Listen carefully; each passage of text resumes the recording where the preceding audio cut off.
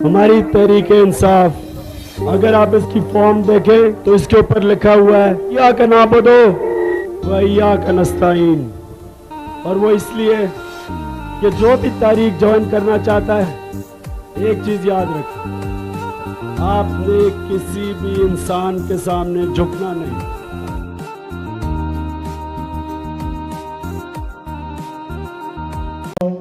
और उनके साथ आए दिगर मेहमानान ग्रामी चौधरी महबूब साहब को, मलक असार साहब को, यूनियन कौंसिल दंगली से हमारे पेटी भाई चौधरी इमरान साहब को, और उनके साथ आए दिगर वार्ड के जो मेंबर हैं उनको, और पिंडाल में बैठे सब दोस्तों, बुजुर्गों, भाइयों, साथियों को मेरी तरफ से अस्सलाम वालेकुम रहमतुल्लाहि व बरकातहू।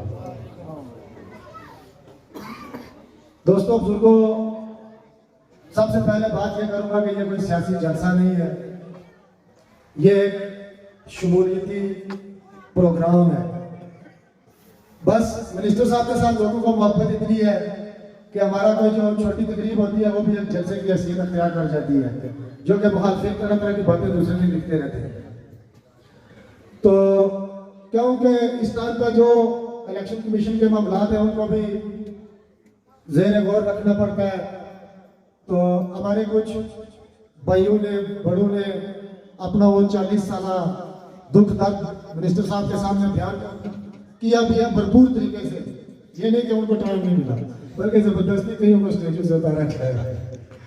तो इन सब की वजह से मैं मिनिस्टर साहब आपसे मालूम चाहता हूँ, बात इस तरह की है कि जामिया गुफ्तगू करने की कोशिश करूंगा।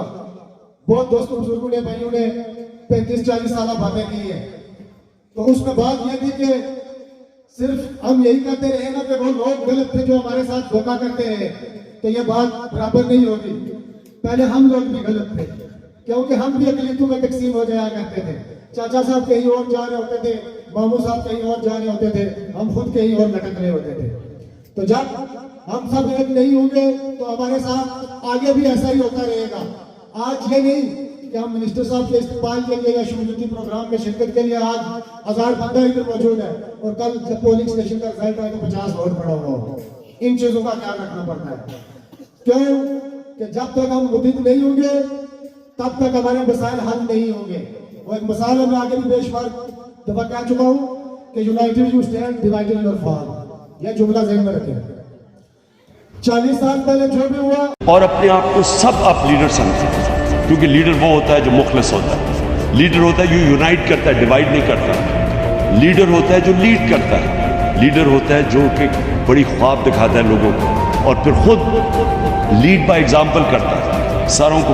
और लीडर वो होता है जो सच्चा होता है। कभी झूठा आदमी लीडर नहीं बन सकता। सच्चा मंजर पेश कर रहा था, तो आप लोगों ने, जिन लोगों ने सपोर्ट की, उनको हल्के से जितवाया। तो जिस हल्के को सबसे बैकवर्ड हल्का समझा जाता था, जिस हल्के की आवाम को बेशऊर समझा जाता था, उसी हल्के के हकीकी वारिस ने मिनिस्टर ऑफ हायर एजुकेशन का एजाज इस हल्के के नाम करके यह भी एक तारीख रकम की है इस सदी के अंदर। यह भी चीज आपको अपने ज़हन में मौजूद रहनी चाहिए हर बार। और आगे आजकल जो इलेक्शन के हवाले से बातें चलती है कि भाई साहब छोटा वोट पीपल पार्टी को, बड़ा वोट पीटीआई को, जानू को खुश कर देंगे, पागल बना लेंगे, ये कर लेंगे, वो कर लेंगे।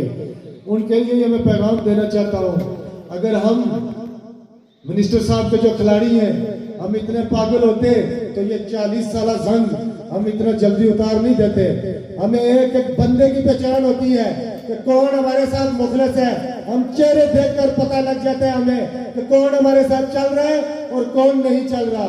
इसलिए आजकल ये जो बातें चलती है कि छोटा इधर और बड़ा इधर, और ये जट है, ये चौधरी है, ये मल्क है। दोस्तों, 40 साल तक ये गंद इसलिए फैला हुआ था कि हर जगह पे बिरादरीइज्म का कार्ड खेला जाता था। ये गंद, ये हर चीज मिनिस्टर साहब ने खत्म कर दी है और उसका भरपूर आगाज कर दिया है। और उसी आगाज के नतीजे में इधर जो हमारे सियासी जर्नल थे, इधर 3-4 दफा प्रोग्राम करके गए, लेकिन आज हम चौकीदारों की खिदमत में बहुत ज्यादा लोग हाजिर हो गए हैं। लेकिन उन सियासी जर्नलों ने कभी इधर 40 कुर्सियां भी नहीं भरी थी। ये हमें भी पता है और इधर के रहने वालों को भी पता है।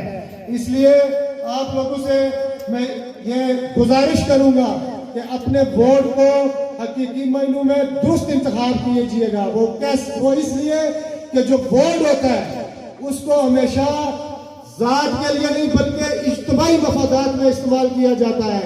और जो बंदा वोट को इज्तिमाई मफादात के बजाय अपनी जात के लिए इस्तेमाल करता है तो वो दुनिया में भी जलील होता है और आखिरत में भी इंशाअल्लाह जिल्लत उसका मुकद्दर बनेगी।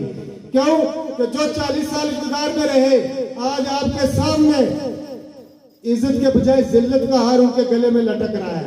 इसलिए ये चीजें आप लोगों को समझना जरूरी है, क्योंकि आप लोगों को अल्लाह ताला ने अशरफुल मखलूकात का दर्जा दिया है।